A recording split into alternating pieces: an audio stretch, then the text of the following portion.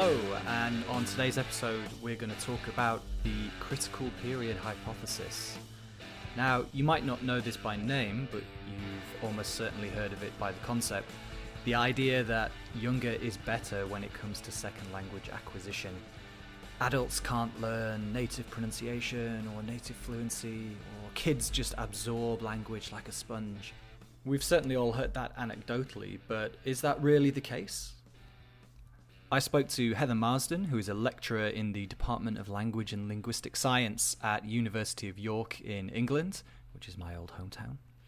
And I recorded this last summer, so I've been sitting on it for quite a while. She looks at some of the actual research that has gone into the critical period and can you be too old to learn a language well? There are certainly controversies. One of them would be about the critical period for language acquisition, which was a viewpoint that was proposed, in the 1960s, that coming from first study of how babies learn their first language, really, we can see that babies don't sit in a classroom with a textbook. They just they just learn it by magic. They just do it, and obviously they do it because they are hearing the language of the people who look after them. And in fact, babies who don't hear lots of input or are in some kind of neglected circumstance will end up having a slower acquisition process than those who are in a more typical environment where their caregivers communicate with them a lot, even before, from the moment of birth. Right. So we see that babies learn English, not just English, any language easily. They don't have to study. They don't seem to look as if they're suffering when they're learning to speak. Perhaps we are. We can't really remember what it was like. Okay. So the idea is, that we're innately predisposed to learn language, and we do it very naturally. And then the critical period proposal was that, at some point, perhaps at puberty, perhaps before puberty, we've learned enough language so that the part of our brain that was working hard to help us learn language can now close down or do something different, be put on some other job. And so after this critical period, then you can't learn a language easily anymore. So the very pure idea of the critical period would be, wake up on your 13th birthday, bang, the door is closed to language learning. You had your chance. You had your chance and you blew it. Yeah. However, happily, it seems that certainly that very pure idea of, a door closing doesn't seem to be the case. Mm-hmm. There is evidence that our ability to learn languages declines as we get older, and by older I actually even mean 3 or 4. Wow, that's old.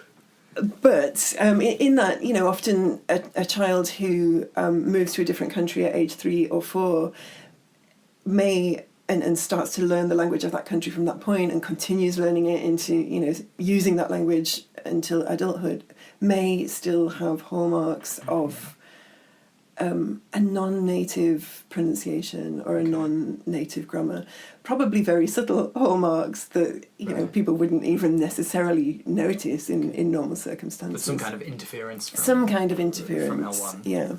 Yeah. And I mean, if you think about it, it's not that surprising, because a situation where someone is learning one language from birth is different from a situation from when you already know one language and you're starting to learn another one. It's simply quite a different situation. However, although there are these, there is evidence that we can learn languages most readily when we're very young. We shouldn't take that as teachers and learners as evidence that it's pointless starting to learn a language later on. I mean, we've got lots and lots of evidence all over the world that that's not the case.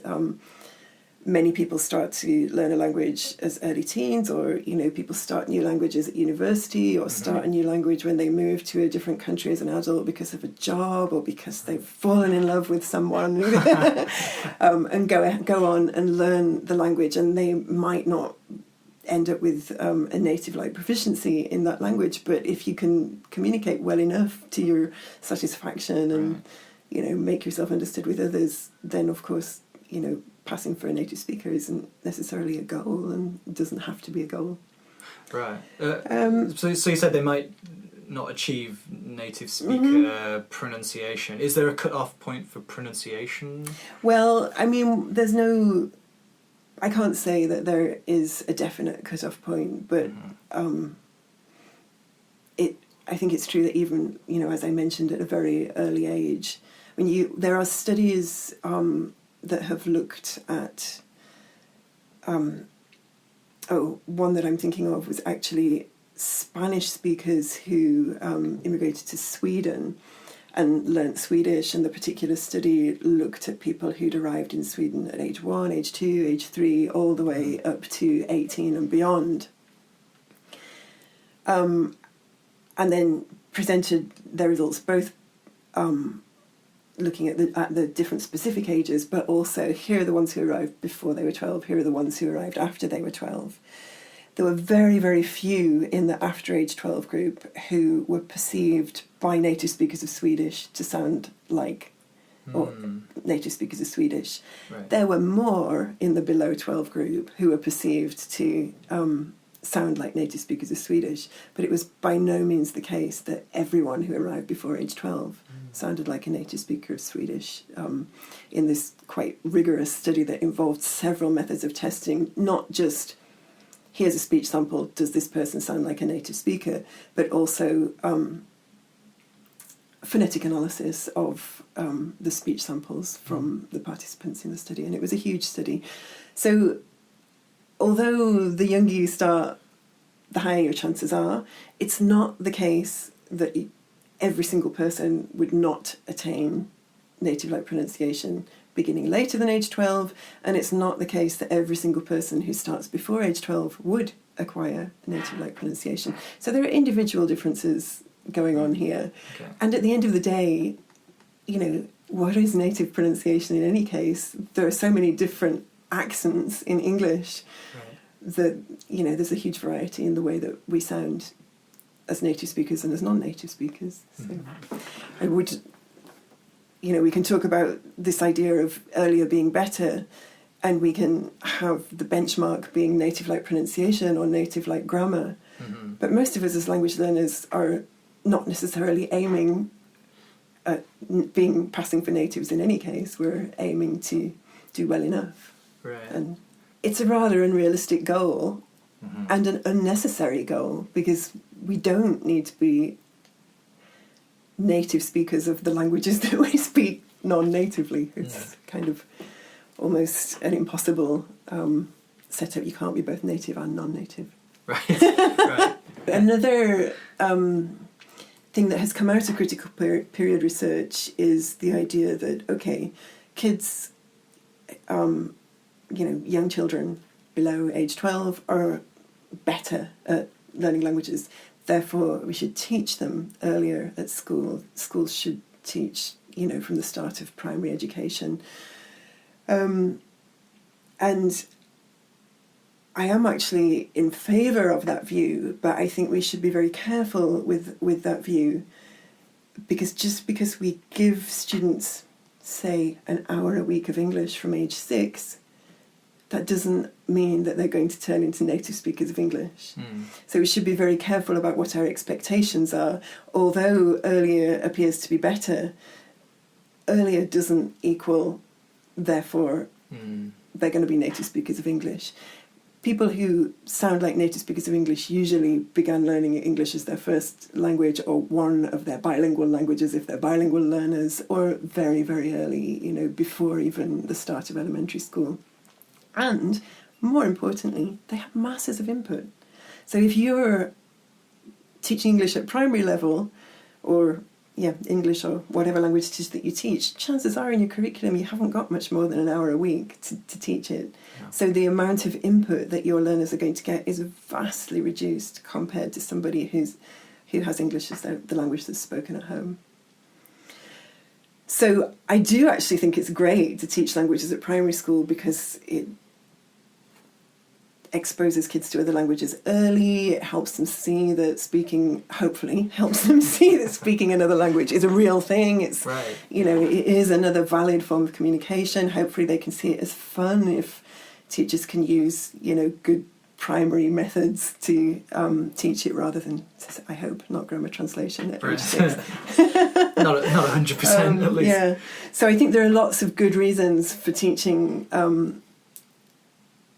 English as a foreign language at school from the start of primary, but I don't think that you should expect, therefore, that your students are going to turn out to have native-like pronunciation or native-like grammar or whatever it is, because the input that they're getting is still much, much less than what somebody would get learning the language at home. Right.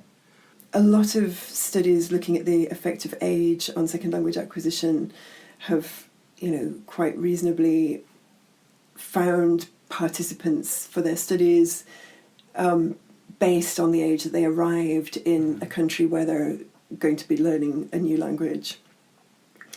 And the particular research that I'm thinking about is by James Flagey and colleagues, and looking at Italian immigrants to the US, so speakers who'd learned Italian at home and then went to the US, so had to learn English from various ages, you know, again, looking at the very early 4-year-olds, 5-year-olds, up to people who arrived, you know, post-adulthood. And Flagey and colleagues realised, of course, that the length of time that you've been in a country, or the age that you arrived in a country, if you'd gone there with your family and their plan was, you know, they were emigrating, they were going to stay there forever, then the length of the age that you arrived there it is difficult to tease apart from the amount of input that you've had.